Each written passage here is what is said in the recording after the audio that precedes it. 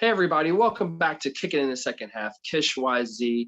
I just want to try to do a little recap on the play-in tournament. I know it's a little late coming into this, but because the playoffs have already started, but I did want to do this video. Unfortunately, I couldn't do it earlier prior to when the playoffs started, but it's okay because this might lead into next year as far as what we're going to talk about with some of these teams and the play-in format itself. So yeah, let's get into this. I wanted to start out just by saying, stating maybe what might seem somewhat of the obvious. What happened to the teams that lost? Like, what actually went down, in my opinion, in their minds of the team or the hit or their head, as far as like what did they hope to accomplish? Did they accomplish that as far as them being in the play-in tournament? Because obviously you're wanting to be in the play-in tournament to be in the playoffs is the whole point of this concept. So let's dive right into the juicier team to talk about here, which is the Golden State Warriors. For me, the Golden State Warriors, obviously they look like a team that could easily have been the seventh or the eighth seed in the playoffs. They had two opportunities to take the eighth seed, or one opportunity to take the seventh seed, and then the following game to be the eighth seed for the playoffs. And they were on a hot streak. They look really good. They did better this season than I thought they were going to do. And prior to the play-in tournament, or where they ranked towards the end of the season, I was kind of hesitating as far as wanting to see them in the playoffs, because I felt like you don't want to incur any injuries, because the playoffs, the intensity of the offense, the defenses, they both pick up, and you don't want to see Steph Curry get hurt, because you want to make sure the team's good and healthy for when Klay Thompson returns, and you can go on a deep run then for next season. But yeah, they made it further than I thought initially, and making it into the play-in tournament. I almost, well, we did say for a while there that they could have easily been the seventh seed and beat the Lakers in that initial play-in, that first round there, and obviously that didn't happen. That was a close game. It looked like the Warriors could have turned it up a notch just to secure that win, but things went down. They lost towards the end of the game by a shot, so that didn't happen. So next opportunity comes. You're playing the Memphis Grizzlies, and you would think that, okay, well, they didn't take care of business against the Lakers. They should definitely do it now, because Steph's going to carry some type of chip on his shoulder, and they're playing at the new arena, so they're playing a home game, and it still did not happen. So why didn't it happen? I'm not sure completely, but the way I looked at it is that the Golden State Warriors really didn't want that.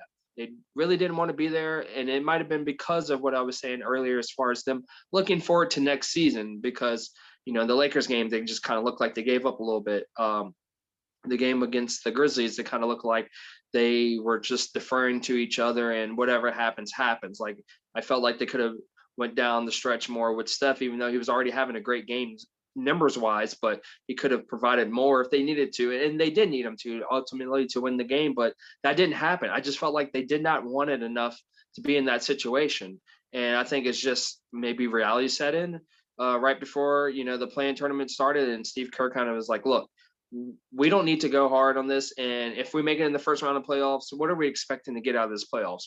For us, it's probably championship or bust, so we just need to worry about next season. And I this is all speculation, so maybe none of this actually happened, but it just looked like that could have been the scenario. So moving on from that, let's talk about the Charlotte Hornets.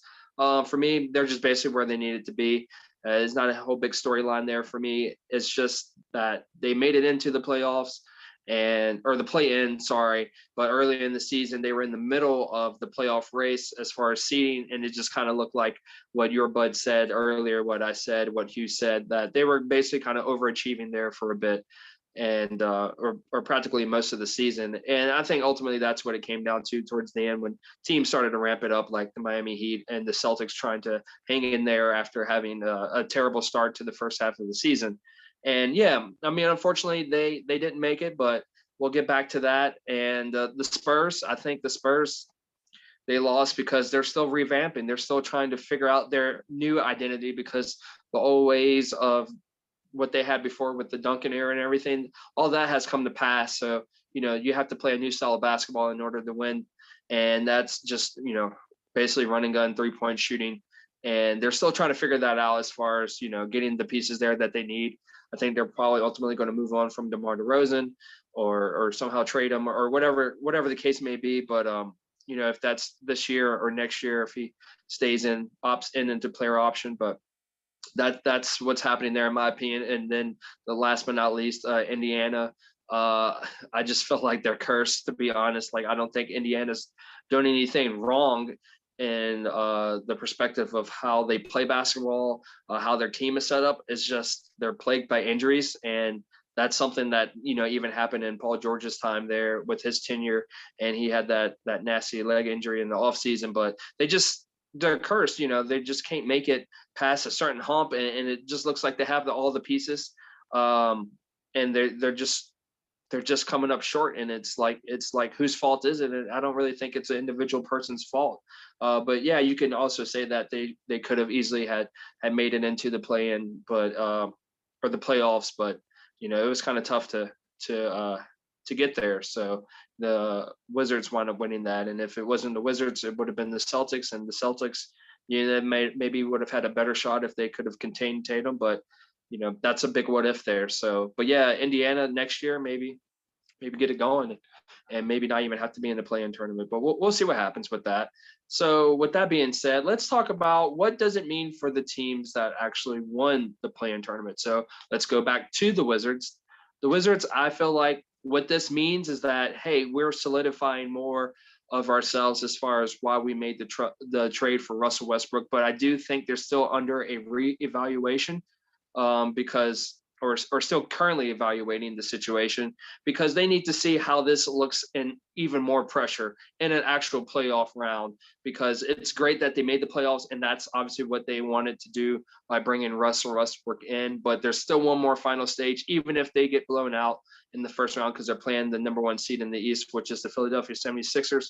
They just still need to see how they keep their composure, how they work together, because they are missing a couple of big pieces as far as teammates there that are starters with Avdija and Thomas Bryant. So with those players being out, it's hard to see how your team looks with full potential. But as far as the two superstars there, and Russell Westbrook and Bradley Beal, you could still evaluate that and see how they play together, if it's well or not, or if it's going to work out or not, or how each responds after their season ends ultimately in the playoffs, and if they still have a great attitude towards the organization and towards each other, and with the team as a whole. So let's keep track of that as well, as we get into the off season after everything's done, and maybe we can come up with some stories there. But moving on to the Boston Celtics. The Celtics, they're doing everything they can. Obviously, they made it through the play-in tournament by winning the first game, which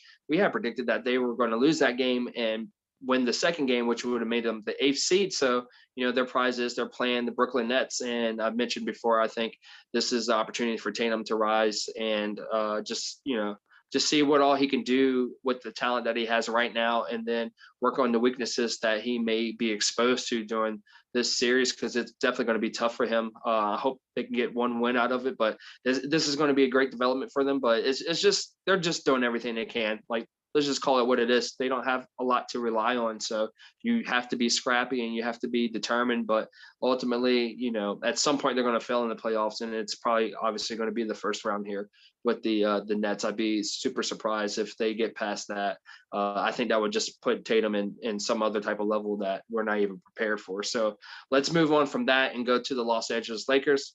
I have wrote down that the Lakers for this, they are gaining motivation. But like I said, I want to get this video out earlier, and the first game of the playoffs have been played, and obviously they lost that, and they didn't look like the Los Angeles Lakers. So that motivation must have quickly died down, but they need to remotivate themselves and get used to how they play basketball. And yeah, it's hard to do that when you've had all your players there to get used to each other, especially your main guys for the later part of the season. So, just got to get it together. But so that might not be the case with that motivation, but hopefully they got remotivated with game one loss going into game two, and we'll see if that's a better performance for them. Will ultimately result in a win? We'll see. We'll see how that goes, because the Phoenix Suns are doing great things.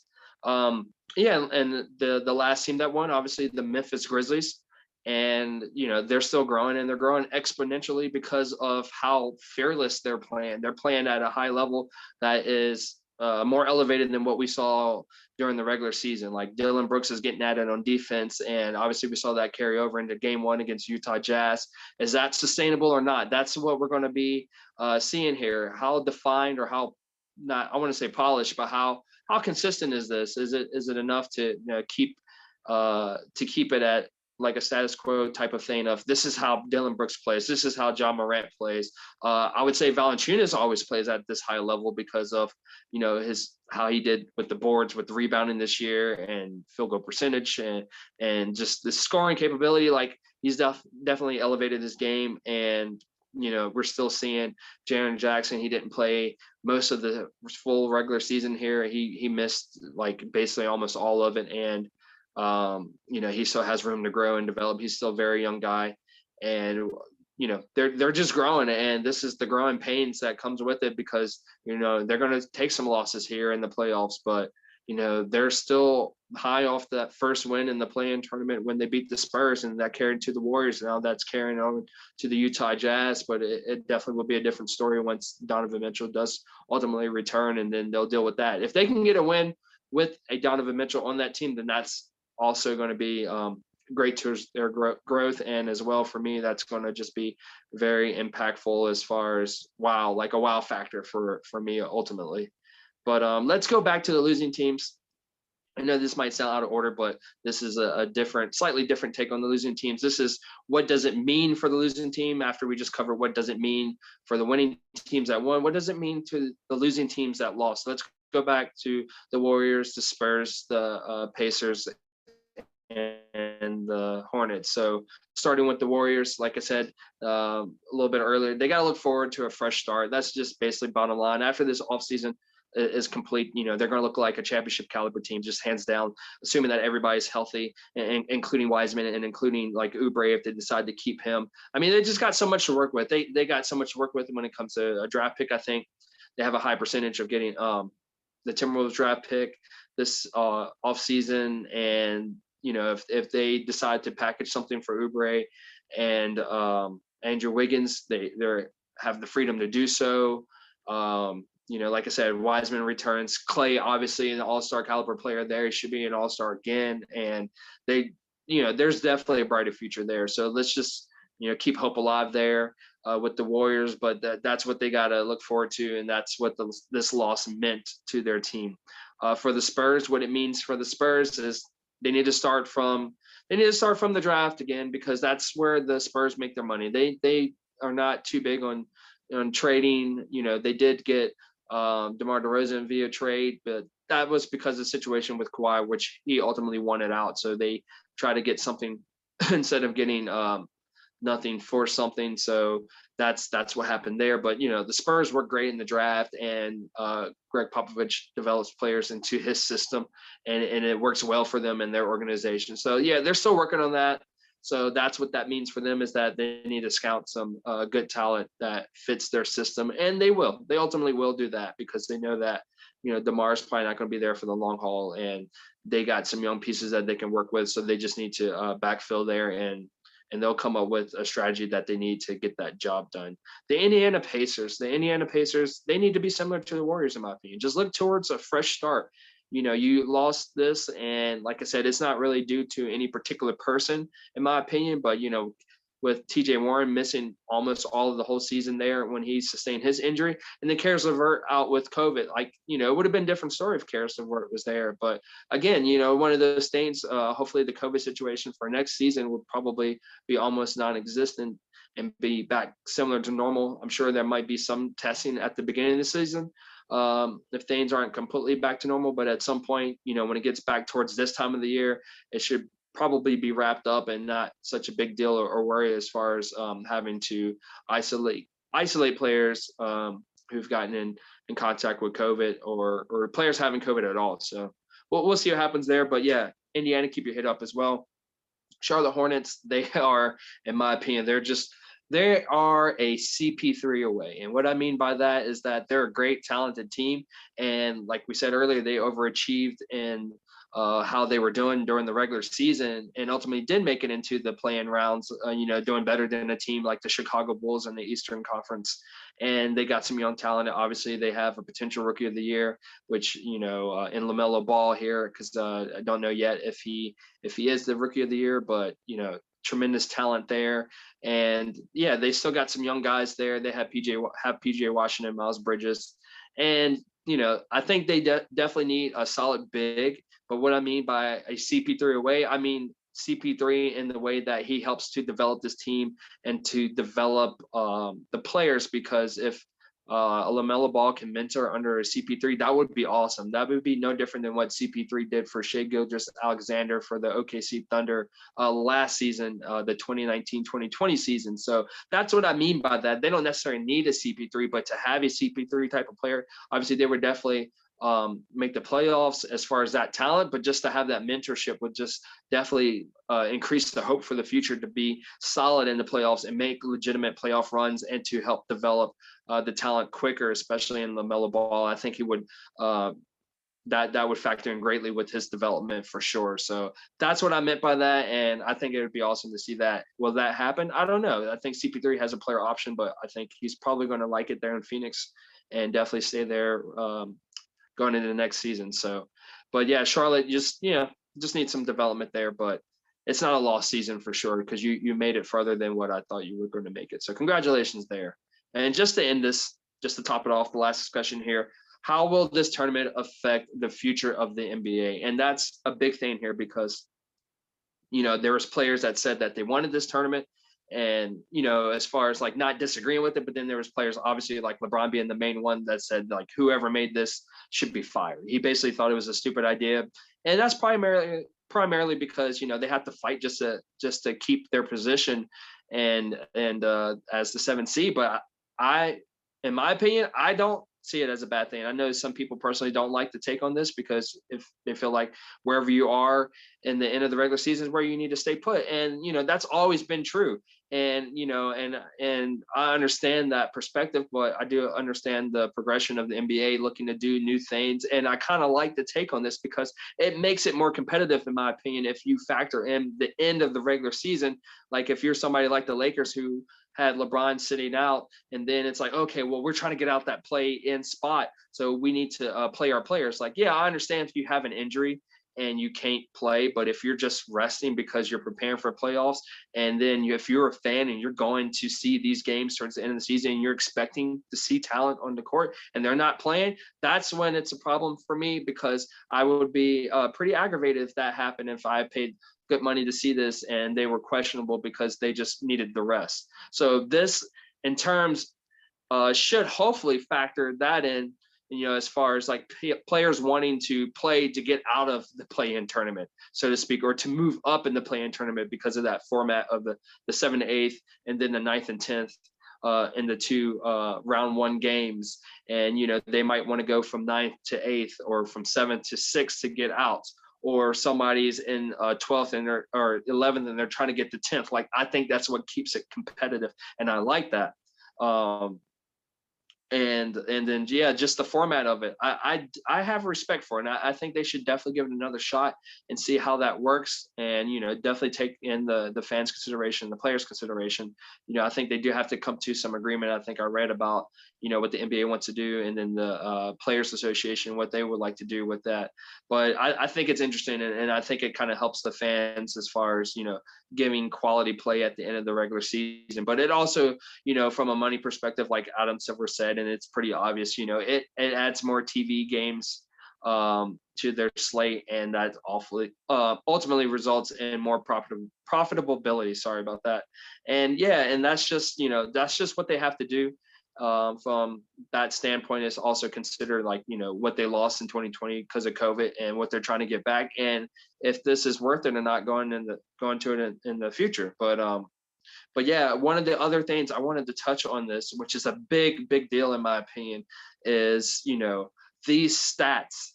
These stats in the play-in rounds, they don't count for the regular season. They don't count for the playoffs.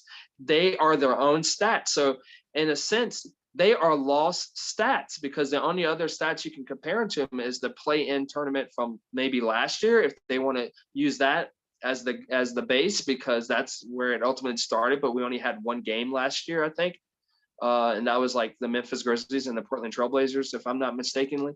And that was a slightly different format, the way that was set up. So I don't even know if they're going to use that. But basically, between last year and this year, or just this year, those stats stand alone in their own category. There's nothing to compare them to. There's nothing to factor into any type of conversation. Like, you can't factor that into MVP conversation. You can't factor that into, going into the playoffs, this guy has already, done this. Like, it's its own thing. So it's like, you get through this, and I think they need to figure out what they're going to do with this, unless they permanently agree on something in an agreement with the Players Association that, hey, at least for the next 10 years, we're going to have this tournament here, and we might change the format slightly. And then maybe, you just keep track of stats here. So we might be obviously part of history witnessing things like that. And what I mean by that is Jayson Tatum himself dropping 50 points.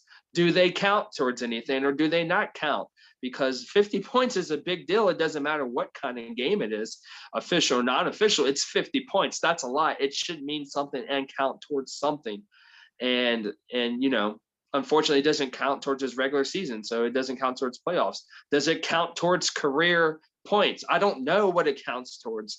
And it feels like if it doesn't at least count towards his career, then that's just terrible news. Like, you're just going to remember it as that 50-point game he dropped that did nothing to his career as far as outside of personal morale. Like, there's no stats. Like, that's just terrible. It's just a recorded game on its own. And that's the downfall for me for this play-in tournament as of right now. Like I said, if they were to instate this and reinstate it and just keep it going and keep it flowing and make it basically a permanent thing, then that's great. But if they're unsure and this has just happened, that it drives me bonkers. And I'm not feeling that at all. So that's a shame. So that's something that I want to make sure that I keep track of going into next season. They're definitely looking at having this tournament again, which I think they are looking at doing it next season for sure. What they decide to ultimately do with that. So again, I think that if they make it permanent, then that's something that they could obviously just keep as its own, like they do playoff stats separate from regular season stats. So we'll see what happens with that, but just keep an eye out for that as well if you're tuning into this. And yeah, if you haven't subscribed already, please consider subscribing to our channel, and catch our podcast on Spotify, Anchor.fm, Breakers, Google Podcasts, Pocket Casts, and whatnot. And follow us on Twitter and Instagram under KishYZ, KISH_YZ. And if you like this video, give us a thumbs up. But right before I end this video, I have one more thing I wanted y'all to consider. You could just, leave your comments in the comment section if you don't mind. Should they give out awards or incentives for this tournament? And I know last year when they did the bubble, they did a bubble MVP, but that was a whole different situation. That's not the play-in tournament. And of course, the play-in tournament doesn't last very long because it is a single game elimination. And there's only a total of 8 teams involved, but there's ultimately only 6 games there. So I don't know if that could be a such thing, but I mean, maybe it would be cool if they gave out some type of award and then incentive. Maybe they should incentivize the players or teams or something, for the winner outside of just making the play-in tournament. Tell me what you think about that. If you're if you are considering that somebody like Jayson Tatum scores 50 and then you get nothing by it except for the chance to keep or retain the spot that you were already in the regular season, which was in the 7th place. So yeah, tell me what you think. Leave it in the comments, please. And yeah, if you don't want to leave in the comments here, send us an IG or a tweet, and definitely tell us what you think. And definitely keep it here for more content. And I appreciate everybody listening. And shout out to some of our new subscribers. Shout out to Drew. It looks like you are a Hawks fan, so I hope you pay attention to our Hawks videos. Congratulations on the win against the Knicks. I take back my statement, what I said about that being a boring series. Well, not a boring series, just kind of my least favorite. It looks like now that, I can kind of see some shape of that game, and it has a lot of context. So, Trae Young came up huge at the end. So yeah, congratulations on the win there. My prediction was terribly off. So which is cool. I want people to kind of listen to what we're saying and then, find out for themselves if we were right or wrong by paying attention to the NBA. So that's what I'm encouraging here is to encourage people to watch basketball. So even if you're not a fan, but you're just checking us out because you're wanting to support us, or you're just like, oh, this is interesting, or that looks interesting, or if you're coming from our shoes video, I'm just trying to encourage you to keep track of the NBA as well. But also, yeah, shout out to Tyler for subscribing. I appreciate the sub, and thanks Nick for getting her to subscribe. I greatly appreciate you as well. So everybody, thanks for kicking in the second half. Peace and love.